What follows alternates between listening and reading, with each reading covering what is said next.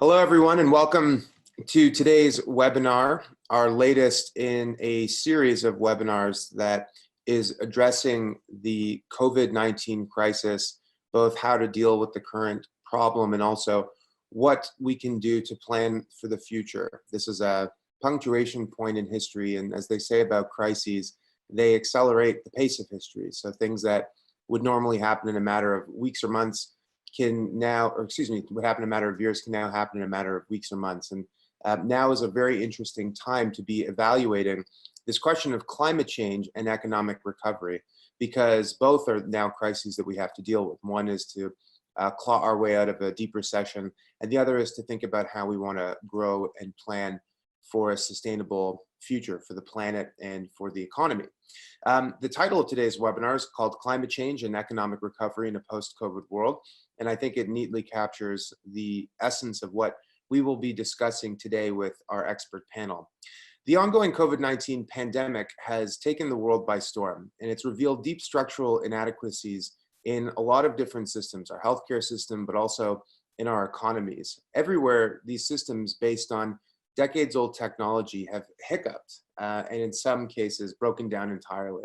And as we sit here looking towards the future, an important question arises. Is our current system resilient enough to serve as the bedrock for our future economy and to safeguard our planet? Is the current infrastructure sustainable? While exposing a failure of institutions and leadership, the pandemic revealed serious deficiencies in our system of innovation, commerce, data governance, sustainability, and technology infrastructure.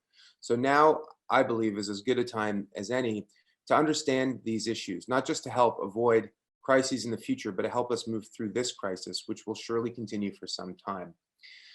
We have a big problem with climate change.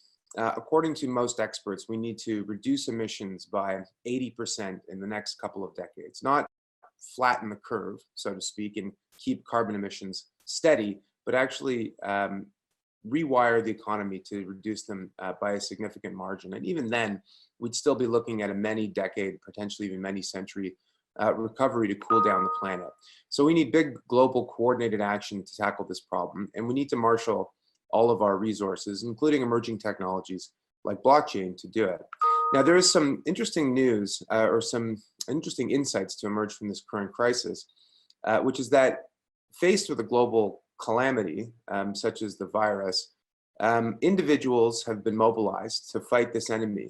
And also, you could say the same thing for NGOs, philanthropists, the private sector, and many governments for that matter. And I think that should give us inspiration. But it's also revealed deep rifts between different kinds of institutions. And I think that's quite clear between China and the United States, the two of the world's two preeminent economic military powers, and as it happens, the two largest carbon emitters by far. The distrust and animosity that has occurred during this crisis is unlikely to ease entirely, even with the change in power in the White House or in China. And this is an issue that we'll have to confront, because without leadership from the two largest countries in the world, it's unlikely we'll be able to tackle this problem. Now, what's interesting about the current crisis is that today people are looking at it and saying, well, we can choose to plan and build for a sustainable future, or we can get the economy up and running really fast and we can grow really quickly. And what you're seeing in the United States, for example, is the government looking to loosen regulations around carbon emissions and other forms of polluting as a way to get the economy back on its feet. We believe that this is a false dichotomy. And in fact, the solution lies in creating a stimulus program in effect that will also help us transition to a green and sustainable economy. We don't need stopgap measures for this crisis. What we need is to think long-term and plan for the future. So with that, I'm delighted to introduce our panelists for today's discussion. I'll start with Tom. Tom Baumann is the founder and co-chair of the Climate Change Coalition, which is an open global multi-stakeholder nonprofit network of 200 organizations in over 50 countries.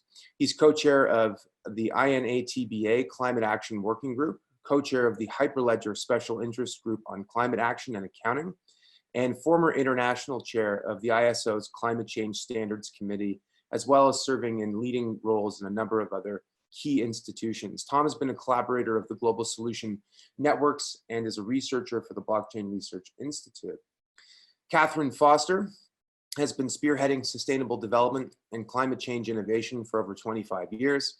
A former Canadian diplomat on human security and environment, Katherine went on to become an innovation leader in Switzerland and then business development lead for Europe's flagship innovation program, Climate KIC, which has launched over 900 startups, 300 innovation initiatives, and over 20 Forbes 30 Under 30 nominees. Katherine is now an MIT Solve Fellow, CSO for Blockchain Labs for Open Collaboration, co-founder of the Blockchain Climate Institute, and an expert advisor to numerous initiatives, including the World Bank Carbon Markets Framework and the UNDP Accelerate 2030 program. Joseph Pallant is the founder of the Blockchain for Climate Foundation, where he develops emissions reduction projects, building and using tools to connect climate mitigation opportunities with capital and demand. From authoring the world's first ISO reforestation methodology to generating offsets across transportation and fuel switching sectors, his pioneering work continues to shape Canada's low carbon economy. Joseph is the Director of Climate Innovation at EcoTrust Canada and the founder of Blockchain for Climate Foundation, who are putting the Paris Agreement on the blockchain. A 2019 Canada's Clean 50 Award winner, he further supports growth of this space as an advisor to CarbonX and other fine climate blockchain initiatives. So thank you to our panelists for joining, and thank you everybody who's joined the call. We had well over 100 people sign up for this. I think we're right now at 97 and counting. And it's interesting also to observe that everyone's dialing in from all over the world. I think I saw folks from Ethiopia, Germany, Japan, the United Kingdom, Canada, of course, Basel, and other parts of the world as well, which is interesting. We're glad to have a global audience, obviously at the Blockchain Research Institute. And we're glad also to have a global audience because we're going to be talking about a global problem, and it's going to require everybody to step up. And we hope that you will seize the mantle of leadership and that this panel of discussion will help to inform some of the decisions that will be made. So with that, I'd like to thank you all once again and get things started. So Katherine, why don't we start with you? I started this off by saying that the current crisis has revealed this rift between recovering quickly from the economy or from the crisis and planning for climate change as a major global problem. Are these the two things so different, or is there a way to bring them together? I think they're actually quite integrated, and yes, indeed, it could be a false dichotomy, because I think what we've seen in this response to COVID is both the decline in emissions in certain sectors and a more sustainable approach to supply chain mapping and access. And what we've seen as the response to COVID has been this sort of mission innovation, radical collaboration. So we've demonstrated that we can be agile in our response to crisis, that it is viable and can be applied to the sustainability and climate realm. And in fact, we've also shown our fragility in reliance on global supply chains. You mentioned that I started my career with the NAFTA Environmental Side Agreement. This is not a risk that we imagined 25 years ago when we were building that out, but it is definitely one now. We can return to more locally sourced and traceable supply chains and more innovative sustainable approaches to our economy. So what can governments do to help lay the groundwork for that? Tom, why don't you take a shot at answering that question? Because it seems like we're going to need more activist, I suppose, involvement from our institutions, but we don't want to be giving up freedoms, economic freedoms and others to achieve that. So what's the role of government in hitting that balance? You're on mute still, just FYI.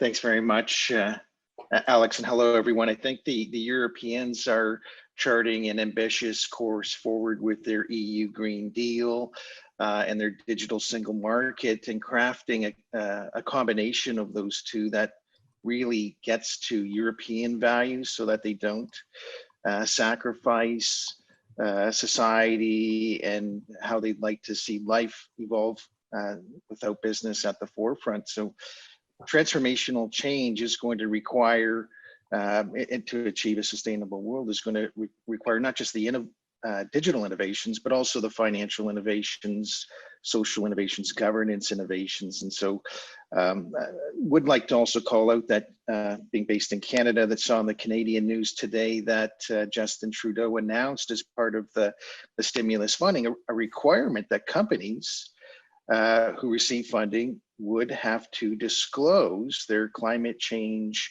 risks, their behaviors, according to the TCFD, Task Force for Climate-Related Financial Disclosure recommendations. So tying those together, I think, is quite wise, as we are still, frankly, in terms of climate change, still adopting some of the basic norms with which to understand, where are the opportunities for improvement for companies in the most cost-effective way. And so in addition to tying those requirements together, which I think is certainly smart, and looking at the European model, building the resources, the capacity for both the technology sector to learn about climate and green opportunities, and vice versa, really bring those communities together. And I think government has a role there. So that's very interesting. A question for Joseph. There's this meme on the internet of nature is healing. I don't know if you've seen this. There's like yesterday in Toronto, there was a raccoon walking down the busiest thoroughfare in Canada, Yonge and Dundas Square. And, it's an interesting thing to see, obviously, but you wonder if it's just a fun internet meme, or if it's creating a change in our consciousness as it relates to the environment. And, what's been a lot more striking, actually, have been scenes of big cities like in India and even Los Angeles, people basically seeing their communities in a whole new light because of the absence of air pollution, basically. And I wonder if that change of consciousness will help to mobilize humanity, perhaps, in the same way that the moonrise or the earthrise photo, or the pale blue dot image helped to sort of kickstart the environmental movement in the 1970s. This is not a question I gave you beforehand, but I was thinking about it, and I'd love to get your perspective. Absolutely. Thanks, Alex, and hi, everyone. Coincidentally, that of which you speak, I think, will be the most durable effect in terms of society and environment, in my mind. The ability to imagine a different reality, the ability to remember, for some people, to remember a time when things were not as heavily polluted, and to be able to imagine and see reality, because I think that's such a big blockage in our societal discourse, in the political imagination, in the business imagination, is to just realize, we can do this. So the fact that emissions have dropped a couple percent or 10% over a few months, that is very unlikely to be a durable benefit. And of course, those are emission reductions that have been gained at a horrific cost in terms of health and life and economics. So those are high average cost of abatement emissions. We want to focus on ones that are lower cost, and there are many there. I do personally love the nature is healing meme, but I have mostly enjoyed it for the comedy factor and the things that are clearly not nature healing. But once again, I think it's playing on that encouragement for people to pop out of their frame and think differently. And so I think this is a major benefit that needs to be seized from this time. If I might add, yeah, Katherine, please go ahead. I think it's also given us in the West, particularly, the chance to see that we can, many of us can continue working and living in ways that are more sustainable, working from home, telecommuting. But it's also given us a global perspective of the digital divide and the economic divide, and around issues of gender and access to services and healthcare as well. So I think it really has held the world up for us to take a good glance at from many perspectives.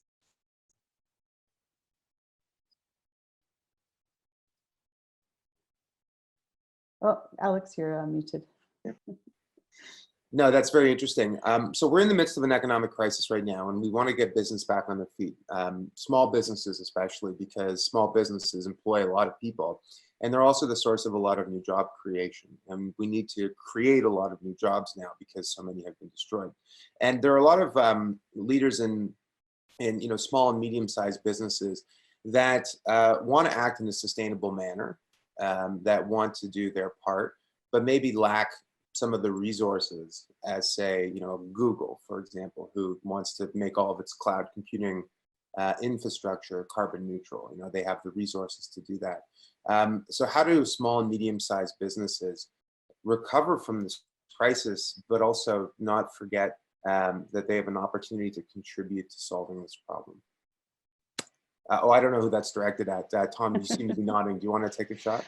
Sure. Okay. Yeah. Well, I think that small is beautiful, to use a term from the 1970s environmental movement, and that means internally always there's paybacks to being more efficient. So looking at those, and also cooperating through networks that the internet and digital solutions enable so much more effectively now, not simply in terms of communications, but through coordination of business activities. So I think that's another way to gain efficiencies through cooperation, being able to connect with your customers more locally, being able to differentiate oneself and strengthen those bonds with customers. I know for myself, with the extra time on my hands by not having to travel around the world, being able to do projects at my house where I could go to local suppliers and find out that they're actually better quality, better price. And so I think it, to a point that I think Joseph made, it's really reawakening, knocking us out of our lifestyle, at least for myself, to see that there is this opportunity to reconnect with local businesses, and that it can be win-win. I agree with that. I also think that this is, again, where some of those government incentives can actually help advance that, because up until now, we've seen innovation and pivoting around crisis as sort of a competition. But if we actually can pool some of the funding and policy initiatives, build out stronger innovation ecosystems that are more local and regionally based, that actually provide the tools for integration, for collaboration. That's what we actually had accomplished in Europe. And I think that's why the European perspective is one to really take some valuable lessons from. At the same time, I can also see that, Amazon, I think Jeff Bezos is over $26 billion richer because of this, because he had managed to take over so many of those standard value chains and businesses. So it is a pivotal time for us to readdress our local and regional suppliers and businesses. And those are the backbones of so many economies, both Canada, Switzerland, Europe, and worldwide. So we've talked a little bit about governments, what they can do, and intergovernmental organizations, the EU, countries working together. What about technology? There's a question here from the audience, which is conveniently very similar to one I was about to ask. Which technology will play a key role in reducing carbon emissions? What impact will operational efficiency have on climate change?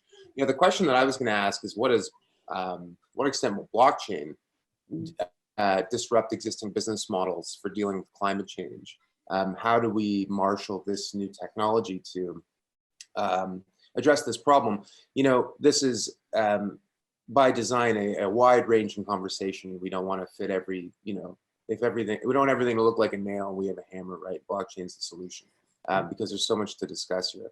But I think people are really curious about how do we use technology to change human and business behavior to a more sustainable end, I guess. Joseph, you're nodding your head, and I know you're obviously deeply involved in this. So why don't you start off, and then we'll maybe go around the room. Great, thanks. Well, if there's one thing that's really clear out of how societies are responding to the pandemic and to the responsibility to stay at home and isolate. It's that there is a lot more trust in digital technologies, from Zoom going from like 30 million subscribers to 300 million subscribers in a couple of weeks, to industries and professions being able to deliver service over the web that have never been allowed to by the professional colleges or by their regulation. It is a really fascinating time to see what types of things could only happen offline, and what will be brought online, what's a good fit, what's not. And then there is a whole subset of that, which is where can blockchain technology be the fit to meet the requirements of its users and to help move things forward. The ability to have remote, secure record keeping, data collection, data capture, responsibilities, regulations. I think if you sort of scan those spaces, blockchain can be really strong. At the Blockchain for Climate Foundation, we've been working on a very specific use case for this, which is to build a tool to connect the carbon accounts of all of the countries of the world, all of the national parties, to the United Nations Framework Convention on Climate Change and to the Paris Agreement, and create a tool where they can have a standardized spot to issue and exchange emission reduction outcomes, ITMOs, or internationally transferred mitigation outcomes, the currency of the Paris Agreement, if you will. And so we see this as a really key fit. And what it does is it allows the open-endedness of the Paris Agreement and the sovereignty at which countries have to make decisions around how they comply, and because we can't tell the countries what to do, we can build a system to allow them and require that all of the information comes in a standardized way that can be easily seen by all players and easily compared against each other. And why do we do this? We do this to create a business case for investment in emission reductions in the countries that have, well, everywhere, but especially where there are opportunities to make excess emission reductions and sell them to countries that have steeper targets. We're able to do that better, faster with this system. And in a similar sense, we're able to make it possible for high emitting countries that have an intention to lower their emissions to be able to do their work at home, do their work in industry, do their work in forests, but also have another way that they can bring in emission reduction outcomes rather than throwing up their hands and say, wow, it's too steep a target, we're just not going to be able to do anything. So I think that this international collaboration calls for the blockchain, and it'll be really neat to see where people's increasing appetite for these digital technologies and these secure technologies can bring that type of work. Mm-hmm. Can I add? Oh, sorry. Yeah, Tom, you wanted to add something? If I could, please, thanks. I think Joseph makes a lot of good examples of the use of blockchain, and within the Climate Chain Coalition, as you mentioned, there's several hundred persons, a couple hundred organizations, and they're developing a whole range of applications. There's the carbon credit, digital MRV, measurement reporting verification, and that's underlining the tokenization, being able to uniquely track each unit of carbon and reconcile that with the global carbon budget. But there's applications for low carbon supply chains. They're using blockchain in combination with a number of climate actions like renewable power, land use, and so on. But that's really in combination with other digital tools like IoT, smart agriculture, smart transportation, and so on. And I think those technologies together combine digitization to dematerialize, become more resource efficient, smarter in terms of managing supply chains, less waste. But where I see a couple of opportunities for blockchain, in addition to all of those, which I think are relatively quick to grasp, and that is in combination with smart contracts, digital currencies can become smart money that in the hands of consumers or those making purchases can direct, well, the smart money can embody both financial and non-financial value. So it can be not simply a measure of a digital dollar, but looking at natural capital and social capital so that we make smarter, sustainable purchasing decisions in terms of our consumption and eventually as consumers. But you raised a really even more, I think, important pressing opportunity or challenge, and that is earlier this year, the World Economic Forum, in their global risks reports, identified climate action failure as one of the top risks. That's not a technical risk. Really, that's a non-technical leadership risk. And I see blockchain in some applications in terms of decentralizing components of the rule-making or decision-making process could help us get past this challenge of, well, climate's very complex, but making the changes that we need to see to support policy and markets, because frankly, we've been at it for 25 years at the international level, and we haven't made the progress that we need to see. A couple of things that were said there that I want to touch on. So, Joseph, the idea, I think you mentioned, sort of the market for carbon today, and there are these different regimes, these different agreements made at different times with various governments and companies, and it's highly fragmented. The market's not particularly liquid, and it seems as if that's an inhibitor to more widespread sort of adoption and also comprehension, just people knowing what this stuff is. I spent the first 8 years of my life in the capital markets business, working in investment banking, and really we're talking about a marketplace and finding ways to create liquidity and fungibility in an asset class, and the more useful this asset becomes, then the more widely it will be employed, held, speculated on, et cetera, et cetera. Do you see that as some of the key goals of using blockchain here? And can you go just one layer deeper and just sort of explain mechanically how this might work? Sure thing. So the whole idea of carbon markets and of carbon offsets and creating a market for this is so that we can connect buyers and sellers of emission reduction outcomes. And so given that people may want to do this to offset, well, I was going to say offset their flight, but that's not going to happen. So maybe offset their heat if they're on the East Coast right now, and offset their air conditioning if they're on the West Coast of Canada right now. But it may be personal desire. It may be a desire to have your company go carbon neutral, where you're making your emission reduction opportunities where you can, but you know that you need to go farther. Or it may be all the way into international collaboration and meeting of our Paris targets. Canada has a reasonably strong 2030 target. Most of the countries of the world do as well. And so we need to be able to connect that demand that I've just discussed with the supply.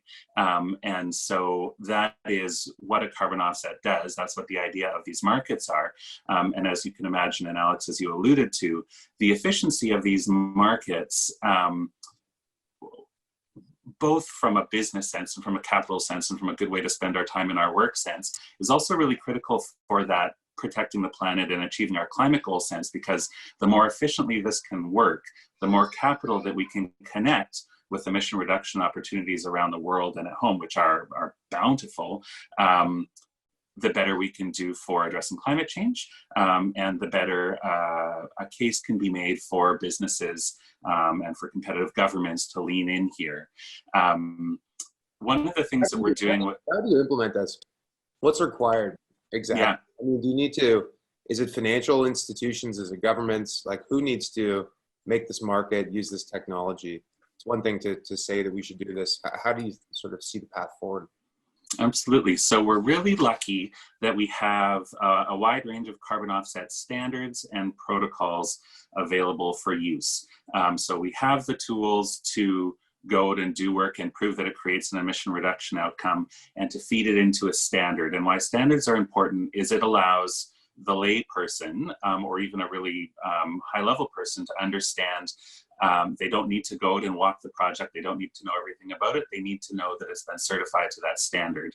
So standards have made a lot of sense at the voluntary level, where they really play a part of carving out a niche within a voluntary market. So the Verified Carbon Standard has done excellent work in creating a wide range of high quality protocols and putting itself out there so that businesses, individuals know that if they buy these offsets, that they're going to have a good project. Same with the Gold Standard, American Carbon Registry. We also have government-built standards. And so this is where things start to come up a notch. California has the Climate Action Reserve, and they have a whole cap and trade program.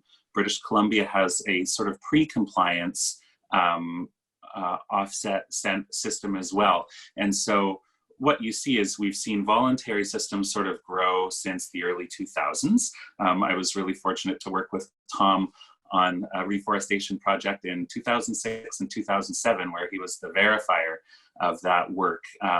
And so as these things have percolated up, as the skill sets and standards have been built, now we need to start connecting these tools. So one of the ways that happens is that countries, so we agglomerate from voluntary, maybe the state and provincial level, and then bring it up to national level. So I know that Canada and Environment and Climate Change Canada are working on a national offset standard, which will then enable projects to happen all over the country and feed back into a buyer pool that's much bigger, where you can start to have more and more effective businesses play on that.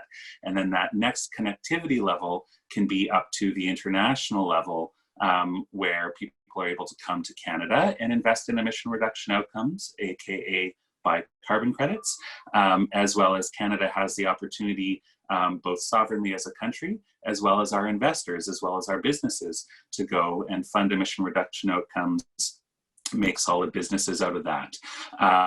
There will be a fragmented nature to this for the time being.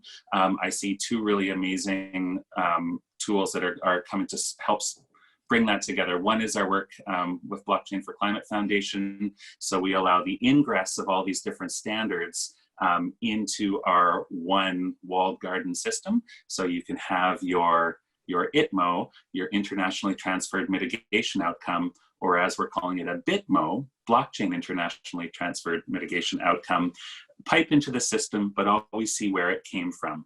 We're also really excited about the work that the World Bank is doing around building a warehouse to actually take a much more serious look at how do we aggregate all these systems, carry all this data and information in one spot. And so they've been hard at work building both the conceptual backdrop for this, as well as architecting blockchain solutions to this. So we're really proud of their leading work on that, and excited for all that brings. That's great. Tom, I know you wanted to add something briefly to follow up on what Joseph said. Yeah, a couple of points Joseph raised at the end there about the fragmentation and being able to aggregate all of these emission reduction units. For me, originally as an environmental economist from 1995, what really interested me in blockchain is how it's being used for managing digital money supply, and that it could be equally applied to carbon supply. And the Paris Agreement, in setting a goal of 1.5 degrees Celsius, in effect, that is an equivalent to something like 400 billion tons, roughly speaking, by the time we use up the amount of carbon left. And if we look at that as a fixed amount, some scarcity, which will also help drive some market value, carbon prices, but also assure the environmental integrity of the greenhouse gas accounting that is part of the carbon markets. And we're talking about blockchain as a tool to facilitate the market and market efficiency, but also looking at it as a natural asset that, all of us on the planet, we're born equal. I think we agree to that in principle. Nobody owns the sky.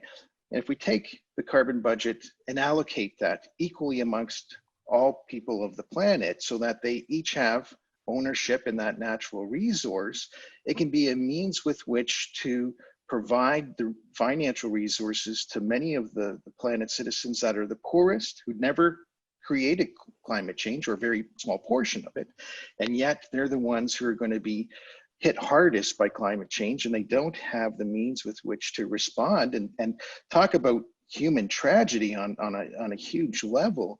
And so being able to use blockchain in combination with those applications to support people's ability to adapt to the impacts, I think, is also a very important application that also can link with what Joseph was explaining from the mitigation side, which is of course equally important to adaptation. That's great. And you mentioned something else too, which is really interesting, the idea of doing smart money. And just I think for the benefit of everyone who's listening in, the idea is that you can program the money to be useful, only in certain kinds of situations. So it can be programmed so that it can be spent on decisions that have a positive environmental impact, for example. And that kind of a system of smart money could be part of a number of different schemes, private sector, public sector, to incentivize people to change their behavior. Katherine, I want to get to you because I know you're chomping at the bit here. There's a couple questions from the audience that are related.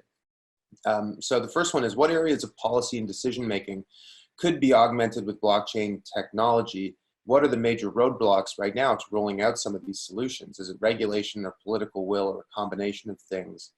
And then that's from Jesse. And then Cam asks, relatedly, recognizing the large-scale climate action hinges on policy at various levels, how receptive are higher-up decision-makers in climate to blockchain technology?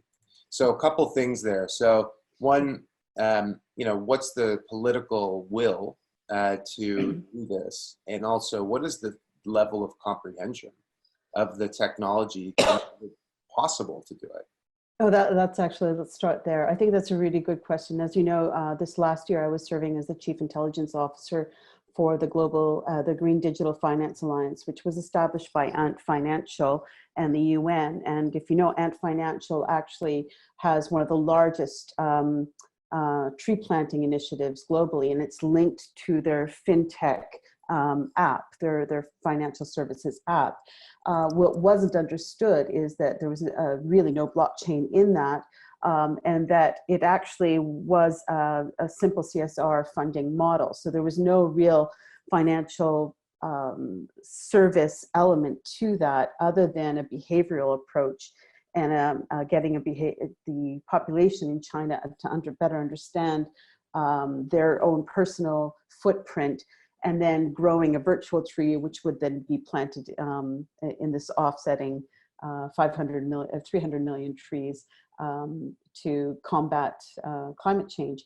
So but that sounds like what they call gamification, basically. It was gamification, but the key is that with the GDFA, we actually started doing a landscape mapping and policy mapping. So we did the G7 OECD, the UN task force, to really garner where things are emerging from, and also the understanding, not only about climate and not only about blockchain, but about emerging tech overall. And what we found was that actually there is an understanding of emerging tech for sustainable development. A lot of the things we've discussed here: supply chain management, monitoring, reporting, verification, or even asset transfers. But it's really it's been fairly linear. On the other hand, we also had this track of green finances, of needing green bonds and climate investments, but a lot of that was happening in a silo that wasn't being digitized and wasn't harnessing the possibility of MRV for that. And then we also had the financial services, financial access, identity, digitization of assets and whatnot. But that, again, wasn't being linked back into the SDG landscape. So it's that integration. I think we're at that stage now where we're seeing that integration of AI, of IoT, to increase the efficiencies of these processes and to start integrating them. And we've seen some very concrete examples of that starting to happen. So I think there was a pushback on the blockchain side of things. We saw that in various countries in terms of governance, because there was an assumption that it was all about the financial assets. But the real capacity is in this integrated approach. And just some examples of what we've seen just happen are, leading up to the carbon markets, which is also something we did. Tom and I also helped build out the World Bank's carbon market pilot, which showed that we can actually sort of bypass that huge infrastructure that is necessary globally. There is no one carbon market, as Joseph explained, and there's only 2 voluntary markets right now. And a lot of assumptions around reward programs for good climate behavior and sustainability versus actual carbon assets that can be traded. So we're now seeing a more mature level of understanding of that. And one example is Solstrom, which is a startup that sort of emerged out of Block, that is now finally getting to the point of being able to generate, issue, sell, and retire carbon offsets in real time for small scale solar installations. So doing so, we'll be able to bypass the grid. So before it was peer-to-peer trading and using blockchain for that and for traceability, but this is end-to-end now. So we can actually do that energy transition in developing and underserved areas. So we're finally seeing this sort of end-to-end type of integration happening. And that to me is one of the key side of things. The other is the more open innovation tools that are necessary. So we have an open collaborathon that is being supported by governments and by institutions and organizations that are connecting the global network to crowd develop an open source climate accounting system platform and portal. And Tom, has been a big part of that as well. So that's about integrating policymakers with the technologists, with the SDG, rather than building out in silos. Well, I'm glad that you raised that. So this isn't the first time that we've had you folks together. Last year at Blockchain Revolution Global, which is our flagship event, we had a whole track on blockchain for good. And that's something that we take really seriously at the Blockchain Research Institute, because we are going to need that multi-stakeholder approach, as you've identified, to bringing technologists, policymakers, business leaders together. And we're sort of redoubling our commitment to that at our next event, Blockchain Revolution Global, which will be happening as a hybrid event, in person and virtual, this fall, October 29th and 30th. And I'm going to have Yulia, my colleague, before I forget, just put a link into the chat for all of our participants so that you can sign up for that. You'll be hearing from many of these folks and so many others at that event. And another thing too I wanted to mention, again, before I forget, is that one of the big initiatives we've launched at the Blockchain Research Institute is a massive open online course. It is on the Coursera platform in partnership with INSEAD, our academic partner, INSEAD being the #1 business school in Europe. And we have done blockchain for business specialization, which focuses on a lot of these blockchain for good use cases as it relates to climate. So I'd strongly encourage you to sign up for that course if you're looking to go deeper on these different areas that we've discussed and to understand blockchain for good in the context of the economy and in the context of the technology as a whole. Tom, I want to go back to the smart money thing because I find that really interesting. And I want you to just sort of drill down a bit deeper on that. So give us an example of how a company, a business could use something like smart money to benefit its business and also benefit the planet. Can you think of anything? Right. I think first we should talk about how to even create the smart money, at least in terms of the non-financial component to it. Yeah. There are loyalty programs right now that, and I think even in Canada, they're starting to look at how blockchain can be used in loyalty programs and also incorporate on a product level what the carbon footprint is. And so knowing what that is with the product, in terms of a smart currency in which you can select from the available products which one has a certain carbon footprint, what's the additional price premium with it or price savings. I think that a company first needs to understand what its sustainability metrics are for not just what it's producing but upstream as well, and how and by engaging with the customers who are ecologically aware that their purchases have this additional price. Well, another way to put this, if I can look at it from the consumer's perspective, whatever it was 15 years ago, no one really could imagine having such a smartphone in our pockets today, such a supercomputer. I think in 5 years, we'll have a personal ledger in our pockets, which will not be simply the digital currencies such as Bitcoin related, but with these non-financial currencies as well, where we can, with agents, be able to optimize our purchases in cooperation with the producers, so that it's creating the lowest carbon footprint or lowest environmental footprint. And so it's much more intelligent money that's also active, not simply capturing both of those financial, non-financial metrics. Mm-hmm. Just to build on that, I think that's exactly it. And this was part of the study that we undertook and actually started to experiment and implement. And that is, we can layer up both on sort of the digitization of our financial services, do the tracking and tracing in a private way, and build that up, not just into a rewards type initiative to allow for the purchase of other consumer goods, but to actual financial investments into green finance, into green initiatives, and to offsetting into carbon. I think this is this is the next level in which we're seeing that integration starting to happen. Mm-hmm. I want to get to a couple questions from the audience because they're quite fascinating. Vaibhav Vajpayee asks, COVID-19 has impacted the social cohesion fabric. With mass layoffs across the world, can the same traction for climate change pre-COVID-19 be possible during these pressing times?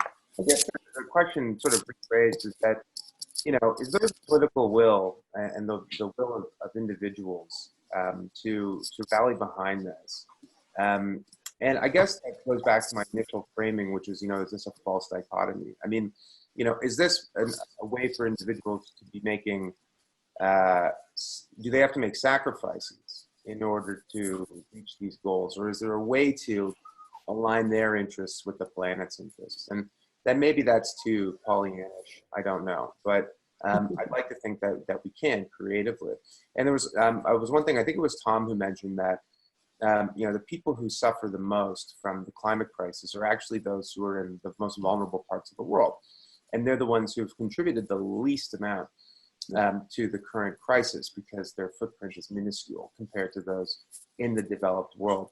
There's data to suggest even during this current crisis that poorer people generally tend to live in areas with inferior air quality, and that actually makes them susceptible to the worst versions of COVID-19. So is it a sacrifice that people have to make, or is this something that can actually benefit them? And how do we create the messaging from our leaders that this is possible, I guess? So Tom, since I mentioned your name in that response, in that question, why don't you take a first shot at it? You're on mute still. Yeah, there you go. Thanks again, Alex. I think there is going to be a massive shift required in social norms, a culture change.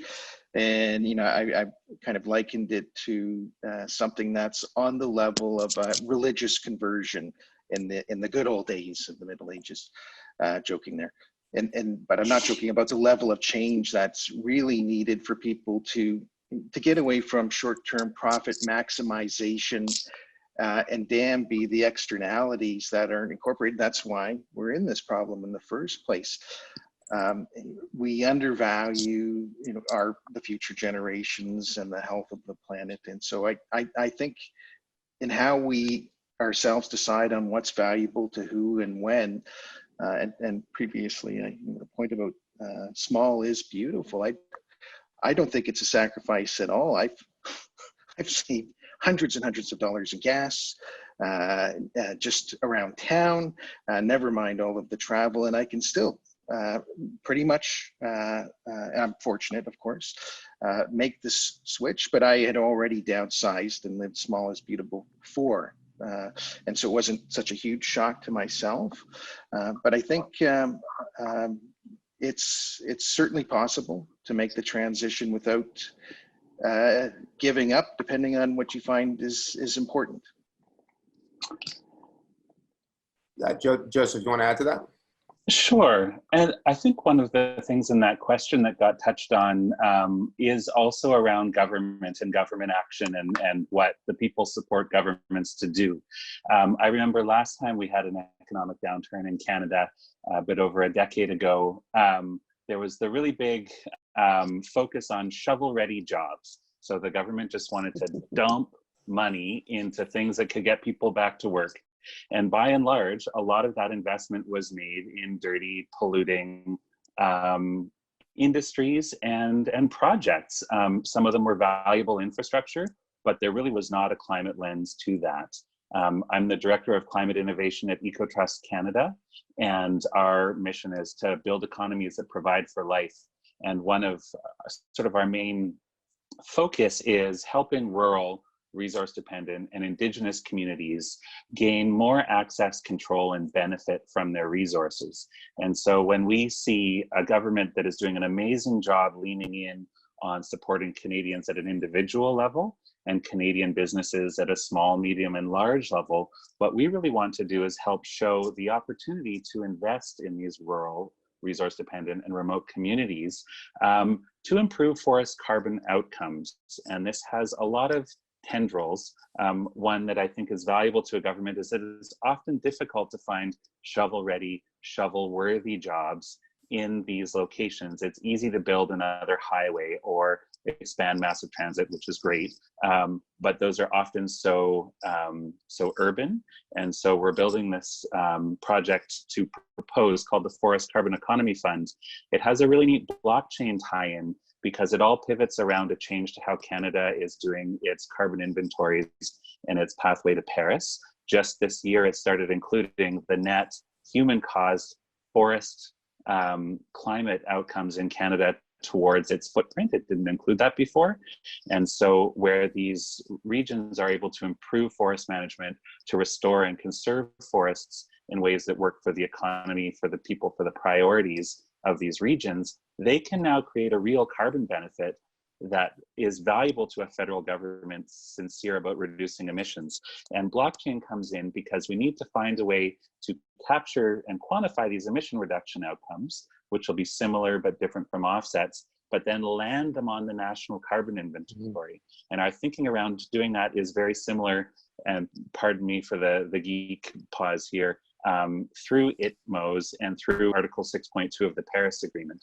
And so we've realized that if we can issue a unit that can be stacked on Canada's carbon inventory through the Blockchain for Climate platform, then we can tie all these things together where the government can get people back to work. It can support its climate lens and its climate focus, which was going to be the big thing this year before COVID arrived, and cinch this all up in a way that serves Canadians all over the country, and brings more equity into that work. And I think that that's something that Canadians support, and I think it's very important for building back better and having a clean reset. And I would take that to a global perspective and say, you know, even though I am Swiss and Canadian, I grew up in Sault Ste. Marie and around some of these regions Joseph's working in, and really like the work they're doing. But that notion that there is financing out there, there is funding available for sustainable development climate initiatives. It's just we're not harnessing it very well. And this is where the emerging tech landscape does fit in. It does allow us access. It does allow smaller investments, smaller remittances. We do have the capacity to do that. And I think one thing that we need to remind ourselves is that the system that we have been currently operating in, our global supply chains, our transport, even our market mechanisms, and our policies, our job creation programs, those were all subsidized and built out of mission innovation or mission policy.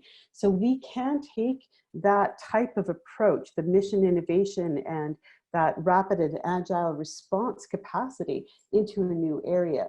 And this is what we did with the climate kick in Europe in the 2008 crisis that happened, the Euro crisis. Job losses were at record high.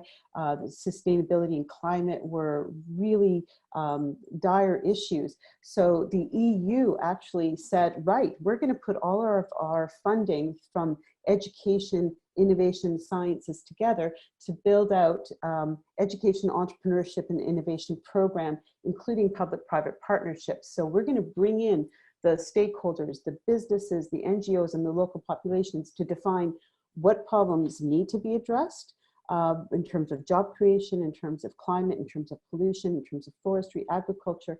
And we're actually going to rejig the way our systems are set up and our stakeholders are involved to then create the right solutions. Mm-hmm. And I think it's a very successful approach. And I think Canada in particular tends to look south rather than elsewhere. Mm-hmm. And I think there are good examples within Canada and elsewhere that we can be harnessing for this. That's great. I'm just looking at the clock and I realize that we're almost at the top of the hour. So I'm going to just attempt to summarize some thoughts here. And while I'm doing so, I encourage everyone, all the panelists, if you could just put any information into the chat about the initiatives you're working on, or contact information if you want to share it, so people can follow up. But I think what we heard here today is that this is a global problem, and it's going to require global problem solving. And that's going to require many different kinds of institutions working together. We need, obviously, very active public sector that can be creative in terms of creating incentive structures, new regulations, and so forth. We need business to step up, and we need individuals to do their part as well. And we need coordination across governments and non-governmental institutions. And then finally, technology is an important part of this puzzle. You know, we have tools today that can help us to unify the carbon market, for example, or to create systems that incentivize behavior. And we can create a marketplace, not just of ideas, but of real value, and that those marketplaces can help to address this problem too. I also hear my 1-year-old's woken up from her nap, so that I believe that is as good as time at any to wrap things up. But I would like to say thank you once again to all of our panelists for participating. Please check out the links that Yulia shared in the chat to our online course, as well as to our upcoming event in the fall. And please do follow up with these very esteemed, very knowledgeable, very passionate people if you want to learn more. So thanks again, everybody, and have a wonderful day. See you next week. Take care. Thank you. Thanks. Bye-bye. Thanks, everyone. Bye. Bye-bye.